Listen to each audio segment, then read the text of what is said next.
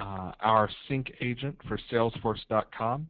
My name is Alex Lavelle. I'm a project manager here at Commercient, and I will be stepping through our basic sync for various ERP systems today. This will be sort of a general session that's not going to drill into one specific ERP, but should answer questions for you regardless of what system you're on. If you have any questions as we go, feel free to ask them through the Questions tab of the GoToWebinar control panel. The demo itself takes about 8 to 10 minutes, and when we hit the end of that, I'll come back and take a look at your questions. Most things we can answer here in the meeting. If there's something on a specific implementation for your site, then we'll follow up with you in a one-on-one session afterwards. You should all be able to see my screen now. First, we're taking a look at the Accounts tab inside of Salesforce. If you're familiar with Salesforce, then this will look pretty normal to you. If you're not, then this is just a page where you can see specific views of all of the accounts that you've set up inside of Salesforce. One thing I'd like to draw attention to on this screen as it is this Commercient ER customer code column. If you are syncing between your ERP system and Salesforce through Commercient, then the customer number for your customer will appear in this column. You still have the ability, if you use our tool, to create new accounts directly in Salesforce. And if you do choose to do so, then this column would be blank. So it's a quick way to tell whether an account is Salesforce native or syncing from Syspro. If we take a look inside of an account, then again, you're going to see a lot of standard Salesforce if you're already familiar with the system. Commercient is what Salesforce calls a licensed managed package, which means that we've worked with Salesforce to make sure we hit all of their requirements for compatibility with standard functionality, for security, and for compatibility with upcoming upgrades to the system as they push them forward. So you're going to see a lot of Salesforce, and information that you see it bring in, such as the related list, customer record, and multiple ship to address, will come in using standard related list tools.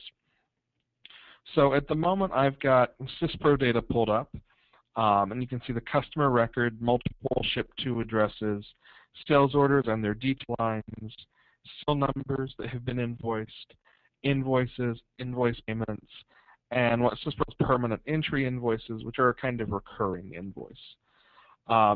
This gives you a good idea of the kinds of information that we typically bring in, regardless of the ERP system we're tying to.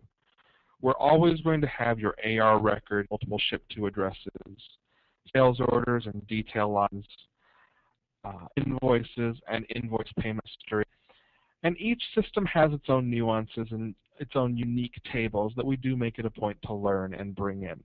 So in the case of Syspro, you have this funny permanent entry invoices table and the serial numbers table. In the case of a Salesforce site, you'll see very similar information here. Customer record and ship to addresses, open sales orders and sales order lines, invoices, invoice items, invoice payments. Looking at Epicor, I've set this page up a little differently where you only see the header information. And if I click forward to take a look at a sales order, then my detail lines are on the next page, along with miscellaneous charges. You can set up these pages to look however you want, for the information to flow however you want. The same information is going to be there regardless of system. One last example, looking at Dynamics GP, you can see that there are a couple of special tables here that are unique to GP that we bring in, such as this customer period summary. We do have the ability outside of the standard packages for each system to link to custom tables, custom SQL views as well, and bring in that information. So while we do have a standard package, if anything you want to see that you don't think is going to be caught under AR record, multiple ship to address, sales order, invoice history, we can still get that on page for you. The items that we do bring onto the screen come in, as I mentioned, through standard Salesforce tools. On the account page, all information is viewable as related lists. Each column coming in from your ERP system appears in one of these lists. You can control the data that shows up on each list. You can control which lists appear on screen. If you're not using serialization, for instance, or you don't use permanent entry invoice or any other item unique to any ERP system, you can pull the entire table off the screen. You can control by user or by group within Salesforce who can see which tables, who can access which individual fields, both on this page and on any page or any part of the system that can use the Commercient data. It's all done using standard Salesforce security tools and layout tools. There's no special knowledge that you have to acquire in order to be able to use our system. It's going to use the same tools and techniques that you're already familiar with if you're already working in Salesforce. If we take a look at a sales order, then we'll start to drill down into more detailed information. So on screen you can see something what a standard user screen might show, where I've got some order header information, maybe delivery information, my shipping address and requested ship dates. Swing down a little further, the sales order detail lines, invoices and serial numbers related to the sales order.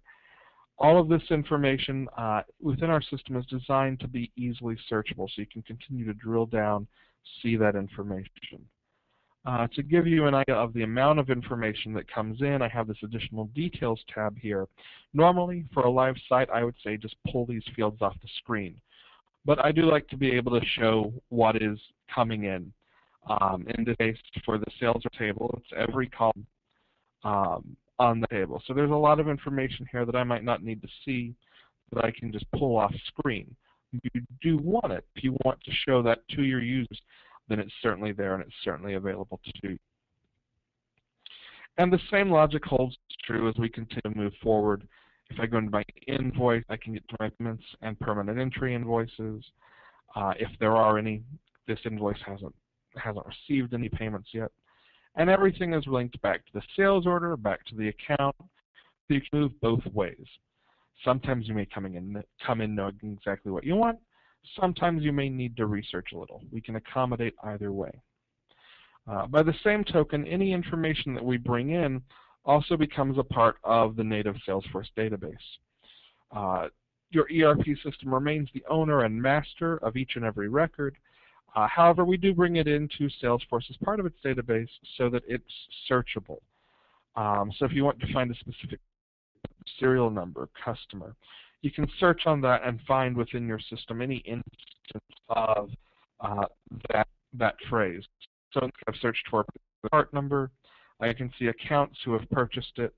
I can see entries in my price book, quotes that I've created in Salesforce. We do have integration to other pieces of Salesforce as well, so that if you are using quotes and opportunities and you want to automatically create a sales order when you accept a quote, you can do that. That's not something we're looking at today, but if you want to ask about that, we can certainly fill you in and talk about how your company could use some of those additional tools. The sales orders that are raised, quotes that are raised directly in Salesforce, regardless of what source of the information is, it'll be available to you on screen here. This information is also all available for reporting, dashboard building, or if you have any other third-party apps inside of Salesforce that can make use of the data, it'll be available to them.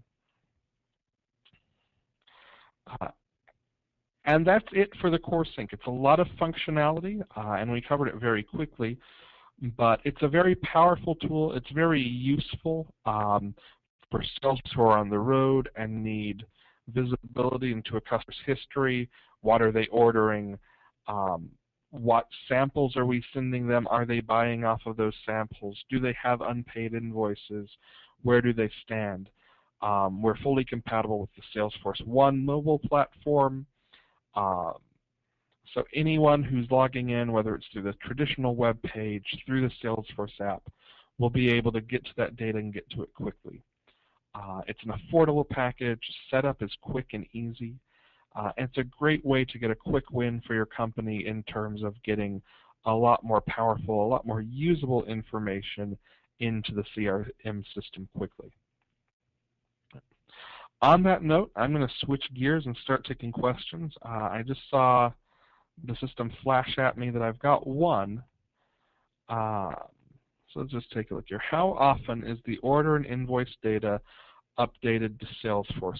You actually have control over that. The sync runs throughout the day. If you don't want it running constantly, you can set an interval so that it's running hourly, daily, or you can let it run periodically through the day, and whenever a change is made to your database, that change will automatically get pushed up in near real time.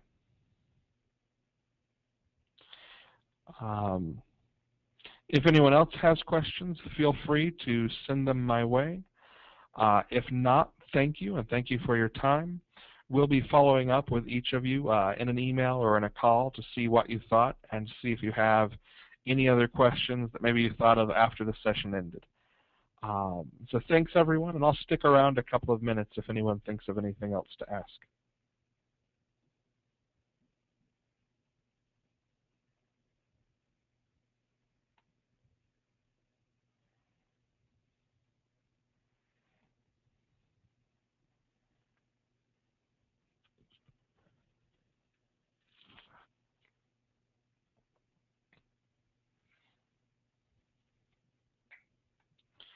All right. I have a question here about cost. That's something we like to talk with users about one-on-one. There are a few variables in calculating that cost. For instance, the addition of Salesforce you're on, the number of users in a given organization, which functionality you want. Do you just want the core sync that we've looked at today, or are you also looking for creating sales orders, creating customers based on a new account? There are actually a lot of variables that go into coming up with the cost, so I can't really talk to that here, but I'll be happy to follow up with you if you have questions about what it costs. Thank you. Anyone else?